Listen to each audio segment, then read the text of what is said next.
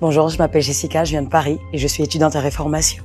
L'histoire a commencé comme ça, assise à une école de réveil à Paris, et Dieu me demande en fait de venir en Suisse pour faire cette école pour une mise à part de 9 mois, pour me consacrer complètement à lui. Je n'avais pas compris ce que c'était que la consécration. D'ailleurs, j'ai mis quasiment 4 mois à comprendre pourquoi j'étais ici. Pourquoi est-ce que Dieu me demandait de venir là? Je n'avais pas vraiment demandé à Dieu, mais c'est quoi la consécration pour toi? Et à quoi ça ressemble pour moi? Parce qu'on est tous différents. Il m'a travaillé. Il a travaillé plutôt l'obéissance. Décembre, on est parti en vacances. Janvier, je reviens. Et pendant ce temps de vacances, ces 3 semaines qu'on a eues, le Saint-Esprit a tellement travaillé fortement qu'il a commencé à m'apprendre ce qu'il attendait de moi en parlant de la consécration. Alors la consécration, pour moi, c'était quoi? C'était pas seulement une simple mise à part. J'ai donné 9 mois à Dieu. Je vais étudier, je vais apprendre des choses et tout ça. D'ailleurs, au début, je ne pensais même pas apprendre quoi que ce soit. Il m'a appris la consécration. Il s'agissait de l'honneur. Si on honore l'endroit où on honore Dieu. Si on honore le staff, on honore Dieu.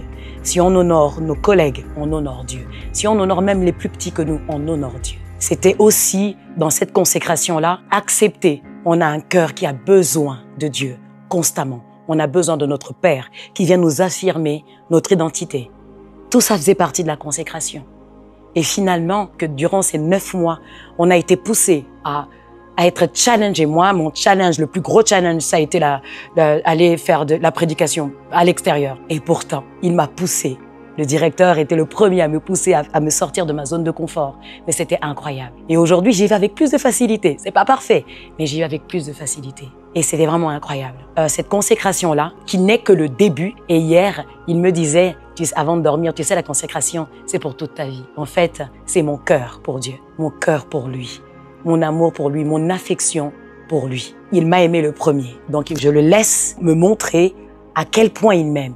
Et plus il m'aime, plus je découvre cela, plus je dépose ma vie à ses pieds. C'est ça une consécration de toute une vie. Je vous propose pour ceux de l'année prochaine d'avoir une attitude humble. Venez avec un cœur flexible.